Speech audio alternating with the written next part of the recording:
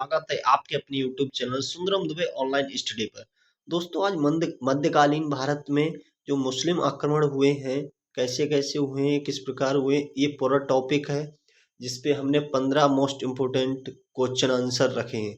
तो बने रहिए लास्ट तक और देखिए पूरी वीडियो और देखिए कि आगामी परीक्षाओं के लिए बहुत ही महत्वपूर्ण होगा। आपकी जो भी परीक्षा होगी आगामी, ये मध्यकालीन भारत से एक दो प्रश्न बन ही जाता है।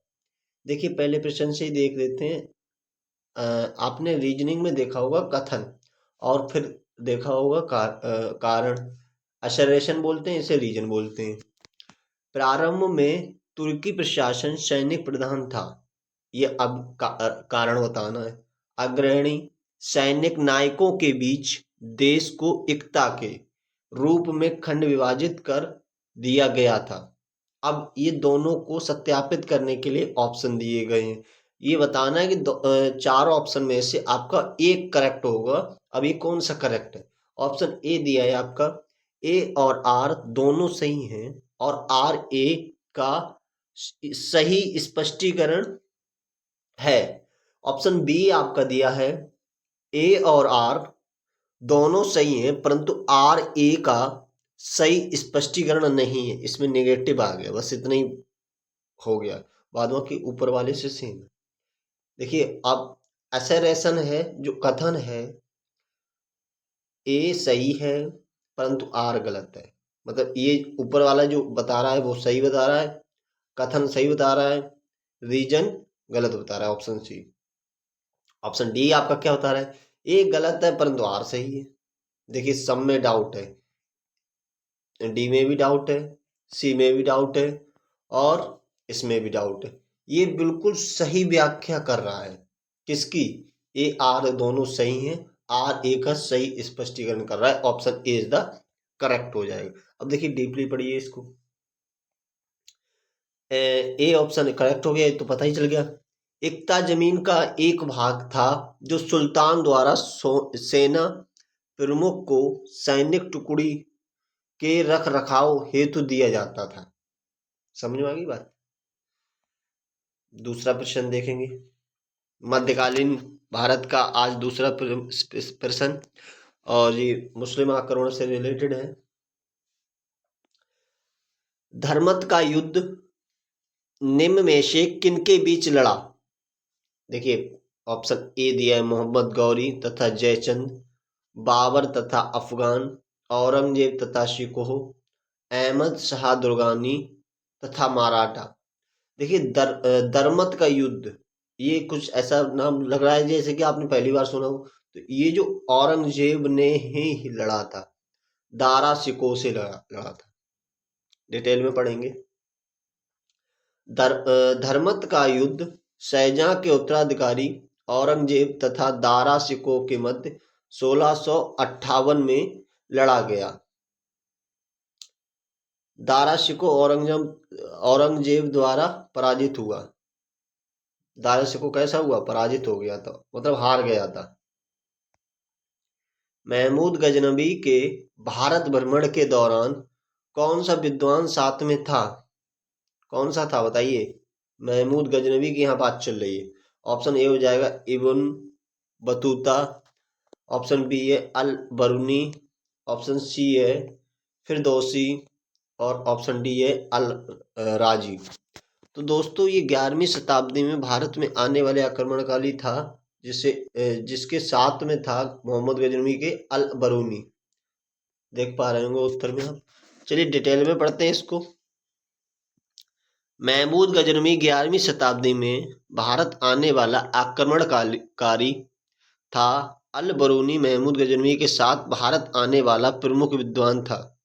अल बरूनी ने अपने सबसे महत्वपूर्ण ग्रंथ तारीख उल में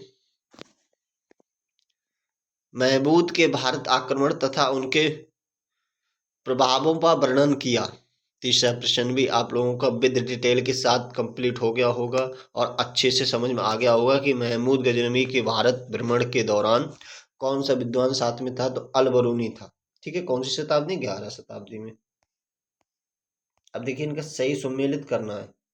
निम्नलिखित में से कौन सा युग्म सही सुमेलित है? कीजिए चौथे प्रश्न का सही सम्मिलित।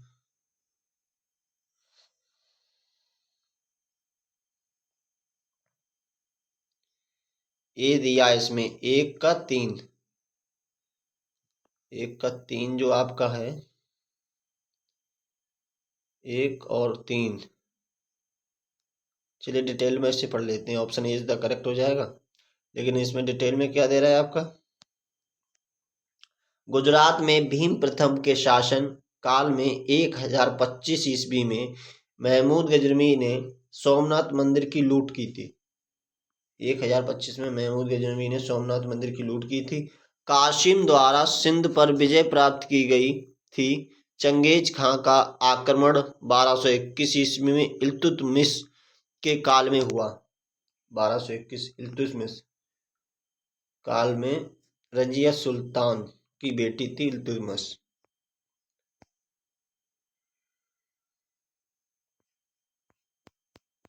एक मिनट क्वेश्चन कर लें, इधर आ गया। 5वां प्रश्न है आपका दोस्तों, किस लड़ाई ने मोहम्मद गौरी के लिए दिल्ली क्षेत्र खोल दिया। तराइन की पहली लड़ाई ने, तराइन की दूसरी लड़ाई ने, खानवा की लड़ाई ने, पानीपत की लड़ाई ने, तो किस लड़ाई ने मोहम्मद गौरी के लिए दिल्ली क्षेत्र खोल दिया। तो तराइन की दूसरी लड़ाई ने, जो 1192 में हुई थी ईस्वी में लड़े गए तराइन के, और पहली लड़ाई है जो 1191 में लड़ी गई। तराइन के द्वितीय युद्ध में गौरी विजय ने उसके लिए दिल्ली के दरवाजे खोल दिए। इस लड़ाई में पृथ्वीराज का पराजय ने भारतीय इतिहास में एक नया अध्याय प्रारंभ कर दिया। किसने।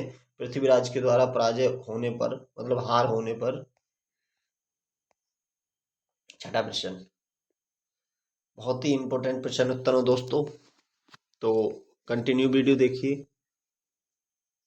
आगामी सभी परीक्षाओं के लिए बहुत ही इंपॉर्टेंट है दोस्तों।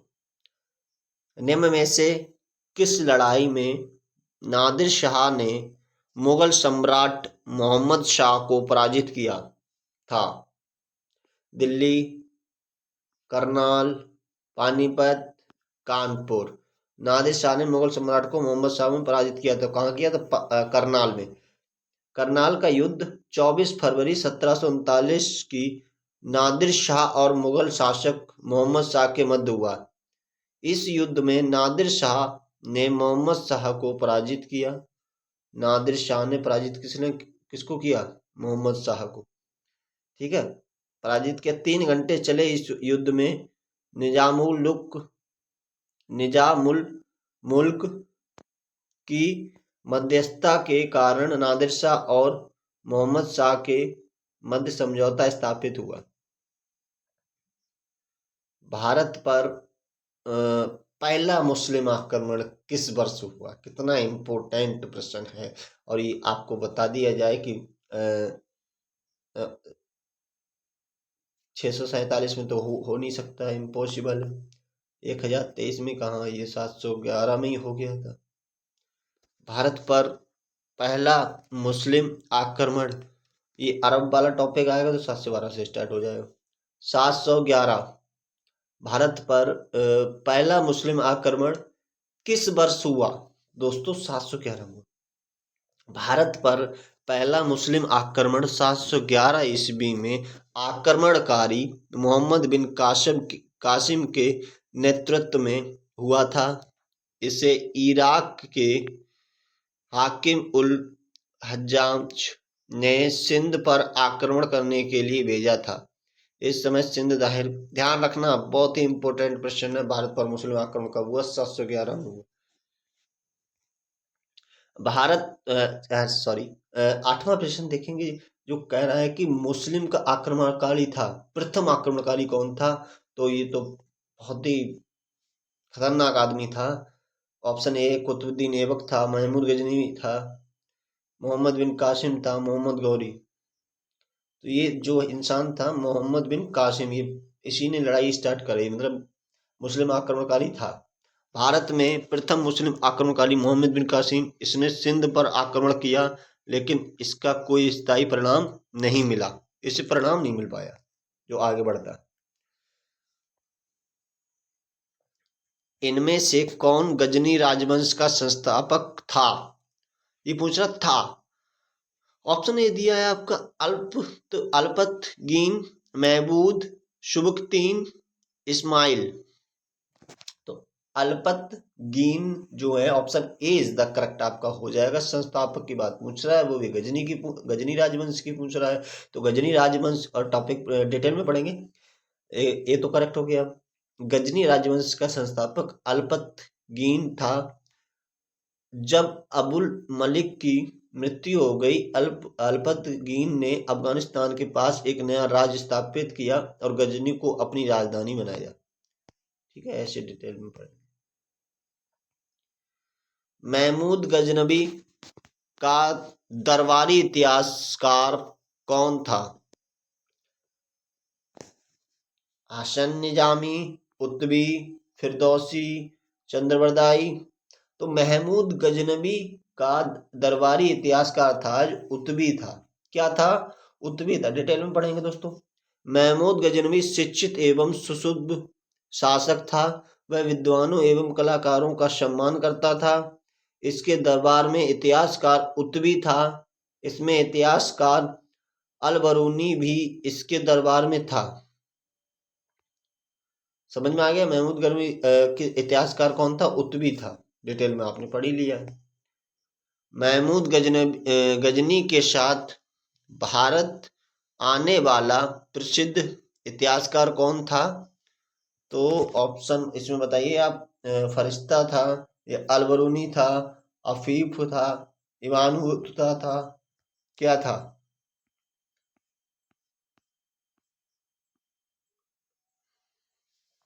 अलबरूनी था जो आपका जो करेक्ट आंसर इसमें है, अलबरूनी।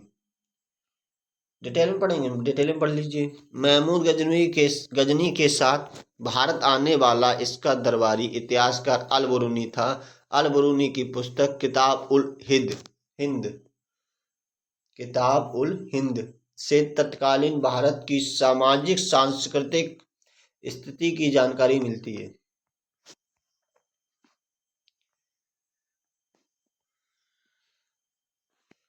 किसने एक तरफ संस्कृत मुद्रालेख के साथ चांदी के सिक्के निर्गत किए? महमूद गजनबी ने। किसने किए? महमूद गजनबी ने। किस मुस्लिम शासक के सिक्के पर देवी लक्ष्मी की आकृति बनी? जो देवी लक्ष्मी की आकृति बनी थी वो मोहम्मद गौरी ने सिक्के चलवाए थे। 1192 ईस्वी में तराइन के द्वितीय युद्ध में गौरी ने पृथ्वीराज चौहान को पराजित कर भारत में मुस्लिम शक्ति की स्थापना कर मुद्रा के रूप में सिक्के जारी किया। इस सिक्के के एक तरफ देवी लक्ष्मी की आकृति तथा दूसरी तरफ अरबी भाषा में कलमा खुदा था। 14 प्रश्न देखेंगे। अरे यार बन नहीं पाता है। चलो पहले कथन पढ़ लो, उसके बाद निष्कर्ष सीधे देना। पूर्व मध्यकाल में दक्षिण भारत में मंदिर लोगों को धार्मिक प्रेरणा स्रोत होने के अतिरिक्त शक्तिशाली सामाजिक, आर्थिक और सांस्कृतिक गतिविधियों के केंद्र हुआ करते थे। दूसरा पॉइंट है आपका कथन में, अकाल पड़ने पर अकालग्रस्त क्षेत्र में स्थित अकालग्रस्त लोगों को राहत प्रदान करते थे। तीसरा पढ़िए, मंदिर छोटे छोटे भूस्वामी होते थे तथा सिंचाई व्यवस्था का विकास भी करते थे। तो ये देखिए कौन सा ऑप्शन, तीनों करेक्ट है क्या कथन में? पूर्व मध्यकालीन बात चल रही, पूर्व मध्यकाल की। तो इसमें जो आपका 1 2 है वो बिल्कुल करेक्ट हो जाएगा। कैसे करेक्ट हो जाएगा इस चीज को अभी हम आपको डिटेल में पढ़ाते हैं और समझाने की कोशिश कर रहे हैं। देखिए, अभिलेखों से उक्त काल में दक्षिण भारत के मंदिरों के विभिन्न कार्यकलापों के बारे में जानकारी मिलती है। वे बैंक, कोष, किला, दरबार गृह, उपवन, मेला, प्रदर्शनी स्तर, हस्तशिल्प, विशेष रूप से हथकरघा उद्योग के प्रेरणादायक नृत्य, संगीत और विभिन्न सांस्कृतिक गतिविधियों के संरक्षक, शिक्षा और चिकित्सा के केंद्र के रूप में काम करते हैं।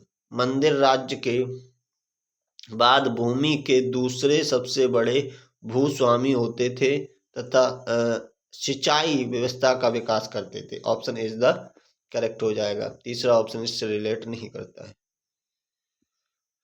देखिए 15वां प्रश्न और ये लास्ट प्रश्न रहेगा। जैसा कि मैंने वीडियो को स्टार्टिंग में ही बताया था कि हम आपको 15 इंपोर्टेंट मध्यकालीन भारत में मुस्लिम आक्रमण से रिलेटेड प्रश्न उत्तर कराएंगे, जो कि हमने अपने वादों पे खरे उतरे।